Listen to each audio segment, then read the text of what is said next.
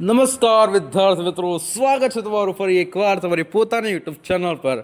અને મિત્રો, આજે આપણે જોવાના છીએ ધોરણ 11માં જે તમારું ગાલા અસાઇનમેન્ટમાં ચેપ્ટર નંબર 3 આપેલું છે સ્ટેટમાં, તો વિભાગ સીમાં. તો મિત્રો, એનું સોલ્યુશન મિત્રો આપણે આજે આપણે યુટ્યુબ ચેનલ પર જોવાના છે. તો મિત્રો, ખાસ કરીને કહી દો, યુટ્યુબ ચેનલને સબસ્ક્રાઈબ કરવાનું ભૂલતા નહીં. તમને જે નીચે અત્યારે તો લાલમાં હોય છે સબસ્ક્રાઈબ, તો એના પર ક્લિક કરી દેજો, બસ બીજું કંઈ જ નહીં. અને વિડીયોને લાઇક કરવાનું આવડતું હોય તો કરી જ દેજો ભાઈ. ધોરણ 11 વિદ્યાર્થીઓ આટલું બધું તો ખબર પડતું જ હશે ભાઈ. ઓકે, નાના નાના છોકરાઓને આવું બધું કહેવું પડે તો ના કહેવું પડે, એના માટે પહેલાં જ મિત્રો ચેનલ સબસ્ક્રાઈબ કરી દો અને વિડીયોને લાઇક કરવાનું ભૂલશો નહીં. ઓકે, શરૂ કરીએ આપણો આજનું સોલ્યુશન. ઓકે, ને એના અંદર મિત્રો આપણે પ્રકરણ નંબર 3નું સોલ્યુશન જોઈશું. જે તમને ક્યાંક સોલ્યુશન નહીં મળે તો એ સોલ્યુશન મિત્રો આપણે આજે કરીશું. તમે જો મિત્રો આ આખા સોલ્યુશનની પીડીએફ મેળવવા માંગતા હોય તો તમને સ્ક્રીન ઉપર આપેલ મોબાઈલ નંબર પર મિત્રો કોલ કરવાનો રહેશે. સંપૂર્ણ ગાલા અસાઇનમેન્ટનું સોલ્યુશન માત્ર મિત્રો 150 રૂપિયામાં તમને મળી જવાનું છે. તો ફટાફટ મિત્રો કોલ કરીને આ સંપૂર્ણ ગાલા અસાઇનમેન્ટનું સોલ્યુશન મિત્રો મેળવી લેજો. ઓકે, તો શરૂ કરીએ. ઓકે, આમાં ખાલી મિત્રો તમને જવાબો આપેલા છે અને તમારે પ્રશ્નો છે એ તમારા પ્રશ્નો છે આ ગાલા અસાઇનમેન્ટમાં વાંચવાના રહેશે. અને તમારા જવાબો છે એને જવાબોનું સોલ્યુશન મિત્રો આપણે આ વિડીયોમાં જોવાના છીએ. ઓકે, તો પહેલાં તો ગાલા અસાઇનમેન્ટમાંથી પ્રશ્નો વાંચવામાં આવશે, કેમ કે આમાં પ્રશ્નોનો સમાવેશ કરવામાં આવેલો નથી, તો અહીંયા માત્ર જવાબો રહેશે. બરાબર, તો પ્રશ્ન ગાલા અસાઇનમેન્ટ તમારી જોડે હોવી જોઈએ અને સાથે ગણતરી કરવા માટે પ્લસ તમારી જોડે હોવી જોઈએ કેલ્ક્યુલેટર. રાઈટ, કેલ્ક્યુલેટર અને ગાલા અસાઇનમેન્ટ પોતાની પાસે રાખવું.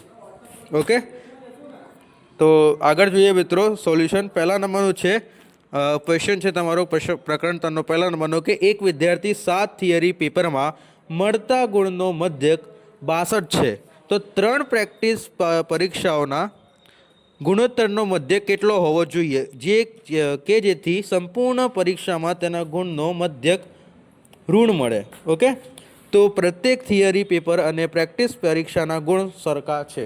આવે છે તમને આમે કન્ડિશન આપેલી છે. તો એમાં વિદ્યાર્થી મિત્રો તમારે જોવાનું છે કે પહેલાં તો પ્રશ્ન ધ્યાનથી વાંચવાનો છે, પછી એનો આન્સર વિચારવાનો છે કે શું આવશે.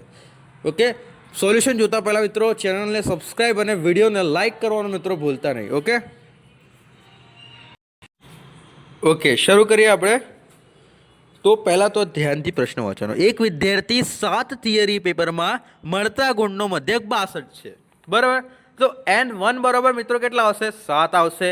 અને XC બરાબર કેટલા આવશે? 68 આવશે. બરાબર, કેમ કે 7 થિયરી પેપર છે અને એના ગુણનો મધ્યક એટલે કે XC બરાબર કેટલા? 68 મળશે. બરાબર, સોરી 62 છે, એટલે આ જે 68 છે ગુણોત્તર મધ્યક છે. ઓકે, તો 62 છે એ X1 છે, આપણે X2 શોધવાનો છે. બરાબર, તમને N1 અને N2 આપેલું છે, એટલે કે 7 પેપર અને 3 પ્રેક્ટિસ પેપર, એટલે N2 કહેવાય એને. પેપર અને પાછું તમને ગુણોત્તર મધ્યક શોધવાનું કીધું છે 3 પેપરવાળું. 3 પેપરો છે. ઓકે, 3 પ્રેક્ટિસ પેપરો છે એના અંદર, અને ગુણોત્તર મધ્યક કેટલો હોવો જોઈએ? ભાઈ 7 થિયરી પેપરના મળતા ગુણોત્તર મધ્યક 62 છે, તો 3 પ્રેક્ટિસ પેપરોમાં 3 પ્રેક્ટિસ પરીક્ષાઓમાં તેના ગુણનો મધ્યક કેટલો હોવો જોઈએ અને કે જેથી સંપૂર્ણ પરીક્ષા તેના ગુણનો મધ્યક 68 થાય. ભાઈ સંપૂર્ણ પરીક્ષાનો ગુણોત્તરનો મધ્યક કેટલો? 68 થશે. ઓકે, 7 પ્રેક્ટિસ પેપર લેશે તો એનો ગુણનો મધ્યક 62 થશે, અને 3 પ્રેક્ટિસ પેપરનો કેટલો હશે એ શોધવાનું છે. અને પ્રત્યેક થિયરી પેપરના પ્રેક્ટિસ પરીક્ષાના ગુણ સરખા છે. પ્રેક્ટિસ પરીક્ષાના ગુણ શું છે? પ્રત્યેક થિયરી પેપરના સરખા છે, એટલે કે હા, જે 3 પેપર છે એના ગુણ બધા સરખા છે. તો હવે N બરાબર 7, N2 બરાબર 3, કેમ કે પ્રેક્ટિસ પેપરો 7 હતા, સોરી પ્રેક્ટિસ પેપર 3 છે અને પેપર 7 છે. ત્યારબાદ X1 62, કેમ કે 7 ના 62, N1 ના 7 છે તો X1 62. ઓકે, અને N2 3 છે તો એ X2 શોધવાનું છે. એક્સથી તમને ડાયરેક્ટ 68 આપેલું છે. તો હવે તમારે ગુણોત્તર મધ્યકનું સૂત્ર લગાવવાનું રહેશે આમાં કે એક્સી બરોબર n1 x1 plus n2 x2 upon n1 plus n2. શું એકદમ સિમ્પલ સૂત્ર છે. એક્સી બરોબર n1 x2 એટલે ગુણાકાર જ છે n1 x2 plus n2 x2 upon n1 plus n2, right. ત્યારબાદ બધી કિંમતો મૂકી દેવાની છે સિમ્પલી. 68 બરોબર 7 ગુણ્યા 62 પ્લસ 3 ગુણ્યા x બાર સોરી એક્સનો x2 છે અપોન 7 પ્લસ 3 બરાબર. તો હવે આપણે આમાં શું કરવાનું છે, જે તમને નીચે 7 પ્લસ 3 છે એટલે 10, 7 પ્લસ 3 એટલે મિત્રો કેટલા 10, તો એના 10 આપેલા છે. તો એનો ગુણાકાર તમારે 68 જોડે કરવાનો રહેશે. હવે એનો ગુણાકાર 68 જોડે અને 62 ગુણ્યા 7 અને પ્લસ 3x2, ઓકે 3x2 એવી રીતે લખી દેવાનું. ત્યારબાદ જે તમને આજે 3x2 છે એને બરોબરની આ સાઈડ લાવવાનું છે, ઓકે ડાબી સાઈડ. તો બાકીની આ જે રકમ છે તો આ સાઈડ આવી જશે, તો કે એટલે 668 ગુણ્યા 10 એટલે 680 રૂપિયા થાય. 680 અપોન 680 માઇનસ 434 એટલે 680 માઇનસ 480 200 રૂપિયા થાય છે. સોરી 480 નહીં કરવાના, 680 માઇનસ તમારે કરવાના છે 434 રૂપિયા, 246. તો 3x2 બરાબર 246, 246 ભાગ્યા 3 કરો તો x2નો જવાબ તમને કેટલો મળે, 81 મળી જાય. ઓકે, આ તમારો ક્વેશ્ચન 1નો આન્સર છે કેટલો, 81. આમાં રાઈટ. તમે ક્વેશ્ચન ચેક પણ કરી શકો છો, આન્સર ચેક પણ કરી શકો છો બધાના. ઓકે, ત્યારબાદ મિત્રો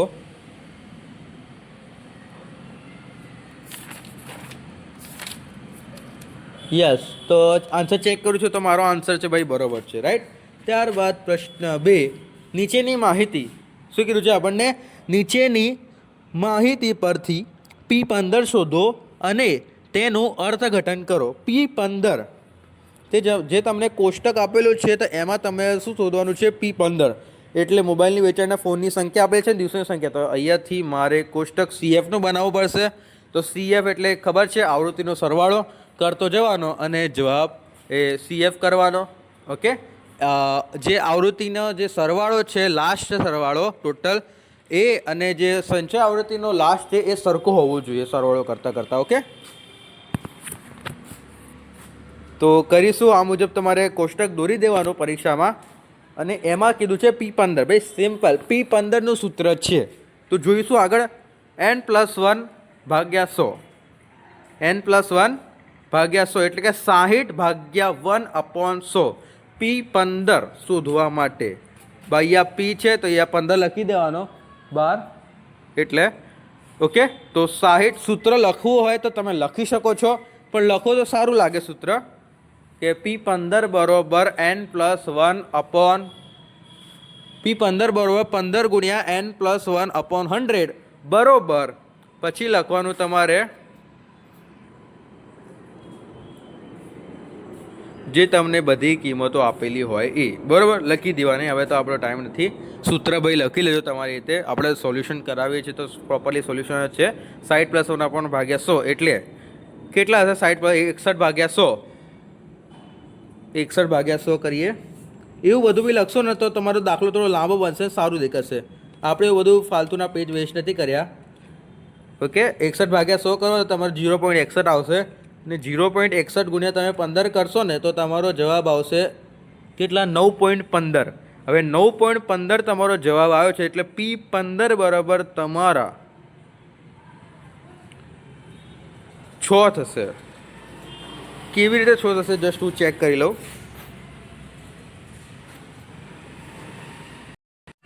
ઓકે, P15માં તમારે 9.5 દર જવાબ આવ્યો છે. તમારે હવે આ 9.15ને ચેક કરવાનું છે CFIમાં. તો CFIમાં ચેક કરીએ કે 9.15 એ ઓછામાં ઓછું કોનો સમાવેશ કરે છે. ભાઈ 12 છે CFIના, 12 દેખાય છે તમને, આ રહ્યો 12. આ 12 છે ને એ CFIમાં સમાવેશ કરે છે કોનો, તો કે 6નો. ઓકે, તમને સમજાવી દઉં. જો લો, આ 12 છે, આ CFIમાં સમાવેશ કરે છે કોનું, તો કે 6નો.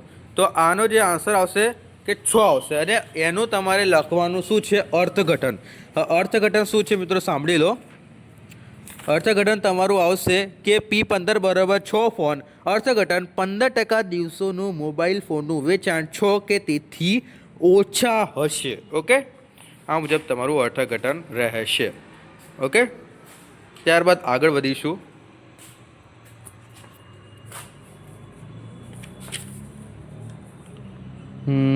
ઓકે, ત્રીજા નંબરનો દાખલો. મિત્રો વિડીયોને લાઈક અને ચેનલ સબસ્ક્રાઈબ કરવાનું ભૂલતા નહીં. અને જો તમે આ સંપૂર્ણ ગાલા અસાઇનમેન્ટના સોલ્યુશનની PDF મેળવવા માંગતા હોય તો તમને જે સ્ક્રીન ઉપર મોબાઈલ નંબર આપેલો છે તેના પર કોલ કરી દેજો. સંપૂર્ણ ગાલા અસાઇનમેન્ટના સોલ્યુશનની PDF મિત્રો તમને માત્ર 150 રૂપિયા મળી જવાની છે. ઓકે, તો ફટાફટ કોલ કરીને મેળવી જ લેજો. ચેનલ સબસ્ક્રાઈબ, વિડીયો લાઈક કરવાનું પણ ભૂલવાનું નથી બે મિત્રો.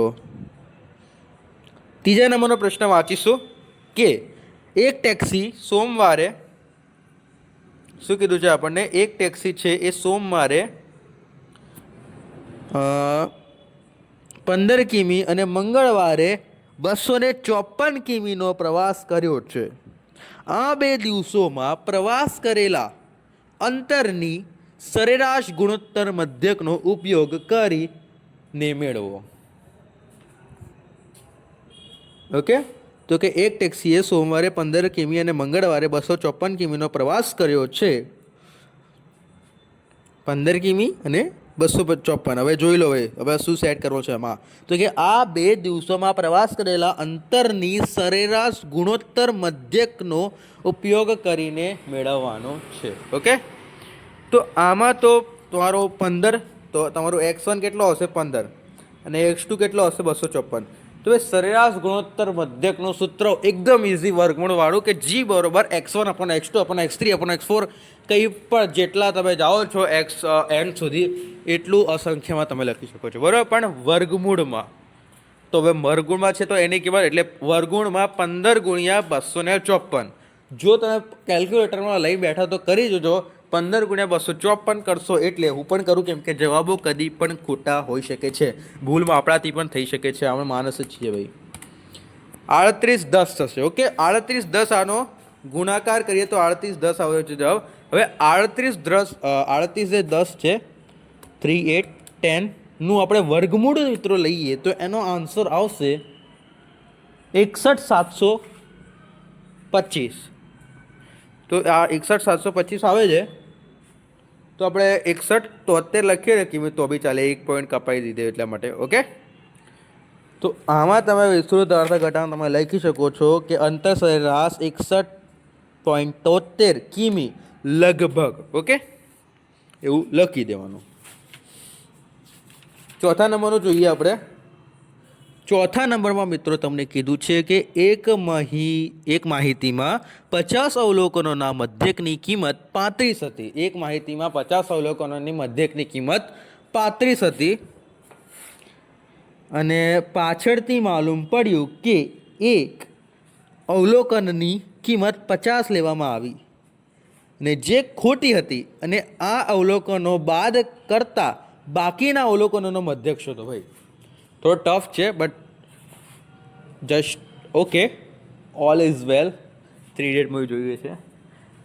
એક માહિતી 50 અવલોકનો છે અને મધ્યકની કિંમત 35 હતી. પાછળથી માલુમ પડ્યું કે એક અવલોકનની કિંમત 50 લેવામાં આવી છે ને જે ખોટી હતી અને આ અવલોકનો બાદ કરતા તે અવલોકનોનો મધ્યક શોધો. ઓકે, મધ્યક શોધવાનું છે. બરાબર, તો હવે જોવાનું છે મિત્રો કે n તમારા પહેલાં તો 50 હતા. બરાબર, 50 તમારા n તો હતો અને તમારો x તમે કેટલો લીધો 35 લીધો હતો. રાઈટ, પહેલાં તો જેટલું તમે કીધું છે એટલું પહેલાં તો અપ્લાય કરી દો. બરાબર, મધ્યક તમારો 35 લીધો હતો એટલે કે તમારો x બાર 35. હવે તમને કીધું છે કે તમે શું n ગુણ્યા x એટલે કે 50 ગુણ્યા 35 એટલે 1750 ટોટલ થાય એનો ગુણોત્તર આપણે કરીએ તો મધ્યક સાથે. તો હવે n માંથી આપણે 50માંથી 1 માઇનસ કર્યો એટલે કેટલા થયા n? 49 n થયા અને 49 એ અવલોકનનો સરવાળો એટલે કે 49 અવલોકનનો સરવાળો કેટલો હતો? 1750 આપણે ગણ્યો. એમાંથી તમારે 50 માઇનસ કરવાના કીધા તો તમે 50 માઇનસે કરી દીધા. તો કેટલા તમારે હવે 1700 વધ્યા. બરાબર, તો હવે બાકી અવલોકનની મધ્યક એટલે 1700/49 કરો તો એ મિત્રો તમારું આવી જાય છે કેટલા? 34.69. Right, it very easy. આનો આન્સર બાકીના અવલોકનનું મધ્યક 34.69 આવે છે ભાઈ. ઓકે, ત્યારબાદ 5મા નંબરનો પ્રશ્ન જોઈશું તમારો. 5મા નંબરનો ક્વેશ્ચનમાં તમને કીધેલું છે મિત્રો કે વિડીયો લાઈક, ચેનલ સબસ્ક્રાઈબ કરી દેજો. ઓકે, અને પીડીએફ માટે કોલ કરી દેજો. સ્ક્રીન ઉપર મોબાઈલ નંબર આપેલો છે. જેટલા જલ્દી કોલ કરશો તેટલા તમારે પરીક્ષા માટે સરળતા રહેશે ભાઈ. ઓકે, અર્થશાસ્ત્ર વિષયની પરીક્ષામાં એક સમૂહના 18 વિદ્યાર્થીઓના 3 વિદ્યાર્થીઓ નાપાસ થયા અને પાસ થયેલા 15 વિદ્યાર્થીઓના ગુણ નીચે પ્રમાણે છે. ભાઈ 18 વિદ્યાર્થીઓ હતા, એમાંથી 3 નપાસ થયા. તો કે એ બધું કંઈ ગણતરીમાં આવતું નથી, ફાલતુની માહિતી છે. 15 ધ્યાન આપો. 42 નીચે લખ્યું છે બધા 18 વિદ્યાર્થીઓના ગુણનો મધ્યસ્થ. ભાઈ 18 વિદ્યાર્થીઓ એટલે એ નપાસવાળાને પણ ધ્યાનમાં લેવાનું છે. ઓકે, આનો એમનો પાસ થવાના ગુણો આપેલા છે તમને અહીંયા. તો 18 વિદ્યાર્થીઓ ગુણનો મધ્યસ્થ શોધવાનું છે આપણે. તો તમને x2 x1 x2 x3 આવી રીતે તમારે પહેલાં તો આ 3 વિદ્યાર્થીને કાઢી લો નપાસવાળા, અને પાછી તમારી આ 18 માહિતી લખી દેવાની. બરાબર, હવે તમારી પાસે n મિત્રો 18 થશે, અને તમારો m એટલે કે મધ્યસ્થ શોધવાનું સૂત્ર બરોબર n+1/2 માં આ કિંમત શું છે ભાઈ? n+1 એટલે કે 18+1/2 એટલે 9.5ની કિંમત. એટલે 9.5 9માની કિંમત પ્લસ 10માની કિંમત ભાગ્યા 2. 9.5 કીધું છે એટલે 9માની કિંમત પ્લસ 10માની કિંમત ભાગ્યા 2. એટલે જો પહેલું, બીજું, ત્રીજું, ચોથું, 5મું, 6ઠું, 7મું, 8મું, 9મું, આજે આ બંનેની એટલે 53 + 55 હા એ 53 + 55 ભાગ્યા 2 એટલે તમને થશે મિત્રો 108/2. હવે તમે 108/2 કરો તો તમારો જવાબ 54 આવે છે, અને તમારો 54 જવાબ એ સાચો છે. રાઈટ, કે ગયું? ઓકે, મધ્યસ્થ તમારો 54 આવે છે, અને જવાબ મિત્રો આપણો શું છે? સાચો છે. ઓકે, તો આથી આ સોલ્યુશન મિત્રો કમ્પ્લીટ હજુ થઈ ગયું છે. ઓકે, તો આથી આ વિડીયો પણ આપણે કમ્પ્લીટ કરીએ છીએ. વિડીયો ગમશે તો વિડીયો લાઈક, ચેનલ સબસ્ક્રાઈબ કરવાનું ભૂલતા નહીં. આગળનું સોલ્યુશન આવતું રહેશે ને આ પાછળનું ના જોઈએ તો જોઈ પણ લેજો. ઓકે, તો અંત કરીએ મિત્રો વિડીયોનો. મળીએ નેક્સ્ટ વિડીયોમાં. Thank you for watching. આભાર.